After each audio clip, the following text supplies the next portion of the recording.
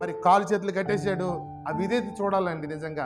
ఒక కట్టెల మోపు ఒక మనిషిని కాల్చేసిన కట్టెల మోపు ఇసాకు మోస్తున్నాడంటే చిన్న పిల్లోడేం కాదు, ఏదో గుప్పుడు ముల మోసే చిన్న పిల్లోడేం కాదు, వయసు గలవాడే, మంచి వయసు గలవాడే. ఒక కట్టెల మోపే మోస్తున్నాడంటే మరి మరి ఆ చాలా బలవంతుడు తప్పించుకోవచ్చు. కట్టెలు పేర్చి కట్టెల మీద కుమారుడు చేతులు కాళ్ళు కట్టేసి పడుకోబెట్టినా అక్కడ ఏమి రాయబడలేదు, నాయనా ఏటినైనా పుట్టక నేను ఒక్కడే కుమారుడిని, నీ ఆస్తికి ఇంకెవరు వారసులు ఉంటారో, నన్ను చంపేస్తావు నువ్వు, ఏమనలేదు.